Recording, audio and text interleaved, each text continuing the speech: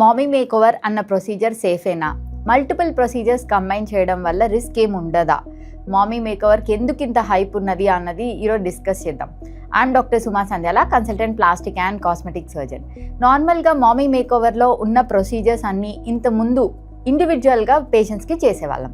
కానీ ఇప్పుడు వచ్చిన కాన్సెప్ట్ ప్రకారం అండ్ రీసెంట్ అడ్వాన్సెస్లో ఇలా 2 or 3 ప్రొసీజర్స్ని or whatever is feasible for a women combine చేయడం వల్ల చేసే procedure most commonly in post pregnant women వల్ల ఈ మామీ మేకోవర్ అన్న ప్రొసీజర్ ఫేమస్ అయింది.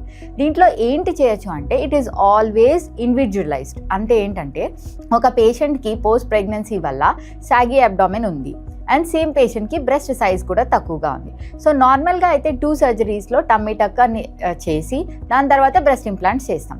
సో అది ఆ recovery time 2 times 2 surgeries and పేషెంట్కి కూడా కాన్ఫిడెన్స్ బిల్డప్ అవడానికి టైం పడుతుంది. సో ఈ మామీ మేకవర్లో ఏం చేస్తామంటే విత్ ఇన్ సేఫ్ లిమిట్స్, అంటే పేషెంట్కి ఈ 2 కంబైన్ చేయడం వల్ల రికవరీ టైం తగ్గించి, అంటే సేమ్ రికవరీ పీరియడ్లో 2 types ఆఫ్ సర్జరీస్ చేసి so that they can get back to their pre pregnant state in 1 surgery. అంటే వాళ్ళ కాన్ఫిడెన్స్ అంతా బూస్టప్ అవుతుంది.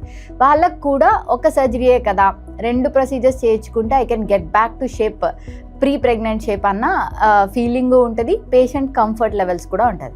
అలా అని చెప్పి పేషెంట్కి రిస్కీ కానీ 2-3 ప్రొసీజర్స్ కంటే ఎక్కువ చేసేసి వాళ్ళ రికవరీ డిలే చేయడానికి కానీ అలాంటి ప్రొసీజర్స్ సజెస్ట్ చేయం. So each and every mommy makeover procedure is individualised.